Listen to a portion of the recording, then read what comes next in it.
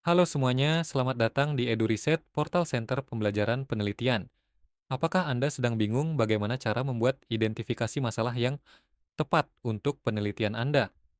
Jangan khawatir karena di video ini kita akan membahas langkah-langkah praktis untuk membuat identifikasi masalah berdasarkan hasil analisis jurnal dan buku.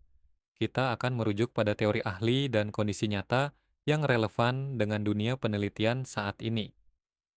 Mari kita mulai dengan memahami apa itu identifikasi masalah dan mengapa langkah ini sangat penting dalam sebuah penelitian. Identifikasi masalah adalah proses untuk menemukan dan merumuskan permasalahan utama yang akan dijadikan fokus dalam sebuah penelitian. Menurut Creswell 2014, identifikasi masalah adalah tahap awal yang menentukan relevansi, arah, dan tujuan penelitian. Langkah ini biasanya didasarkan pada analisis literatur, baik dari jurnal penelitian maupun buku teks. Mengapa ini penting? Karena tanpa identifikasi masalah yang jelas, penelitian Anda akan kehilangan arah. Identifikasi masalah yang baik memberikan gambaran tentang apa yang ingin diselesaikan atau dipahami melalui penelitian Anda. Jurnal penelitian dan buku adalah sumber informasi yang kredibel untuk melakukan identifikasi masalah. Jurnal memberikan data empiris dan studi terkini, sedangkan buku menawarkan landasan teori yang kuat. Dengan menggabungkan keduanya, Anda dapat merumuskan masalah penelitian yang relevan dan berbobot. Lalu, bagaimana cara membuat identifikasi masalah yang tepat? Berikut adalah langkah-langkah praktis yang bisa Anda ikuti. 1.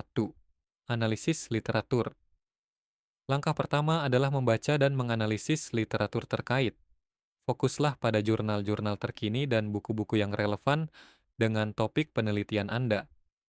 Menurut Gall and Borg 2007, analisis literatur membantu peneliti memahami kesenjangan penelitian yang ada. Cari kesenjangan atau masalah yang belum terjawab dalam penelitian sebelumnya. Misalnya, apakah ada keterbatasan dalam metodologi atau data yang belum mencakup populasi tertentu. Identifikasi kesenjangan penelitian. Langkah kedua adalah mengidentifikasi kesenjangan penelitian. Sugiono 2017 menyarankan untuk mencari area yang belum dieksplorasi atau isu-isu yang memerlukan penelitian lebih lanjut. Misalnya, jika Anda membaca jurnal tentang efektivitas pembelajaran daring, Anda mungkin menemukan bahwa tidak banyak penelitian yang fokus pada pengaruhnya terhadap keterampilan sosial siswa. Itu adalah kesenjangan penelitian yang bisa Anda identifikasi. Langkah ketiga, setelah menemukan kesenjangan, langkah berikutnya adalah menentukan fokus masalah. Gunakan pertanyaan penelitian yang spesifik untuk mempersempit ruang lingkup. Misalnya, daripada hanya bertanya tentang pengaruh pembelajaran daring, Anda bisa bertanya, bagaimana pembelajaran daring memengaruhi keterampilan komunikasi siswa sekolah dasar. 4. Formulasi masalah. Langkah terakhir adalah merumuskan masalah. Menurut Creswell 2014, formulasi masalah harus dirumuskan dalam bentuk pertanyaan yang jelas, relevan, dan dapat diteliti. Sebagai contoh, bagaimana penggunaan aplikasi pembelajaran berbasis augmented reality meningkatkan pemahaman siswa terhadap konsep sains adalah formulasi masalah yang jelas dan fokus. Mari kita lihat beberapa contoh nyata identifikasi masalah berdasarkan hasil analisis jurnal dan buku. 1. Studi kualitatif.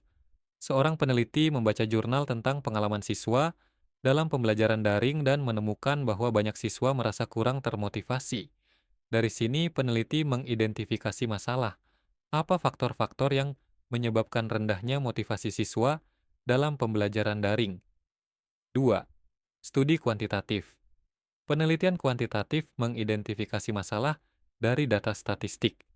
Sebuah jurnal menunjukkan bahwa 70% siswa kesulitan memahami matematika menggunakan metode konvensional. Peneliti kemudian merumuskan masalah. Seberapa efektifkah penggunaan video animasi dalam meningkatkan hasil belajar matematika siswa? 3. Studi R&D. Dalam proyek R&D, peneliti menemukan bahwa banyak guru kesulitan menjelaskan konsep sains secara abstrak.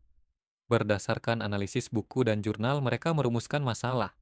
Bagaimana mengembangkan aplikasi pembelajaran berbasis augmented reality untuk membantu guru menjelaskan konsep sains.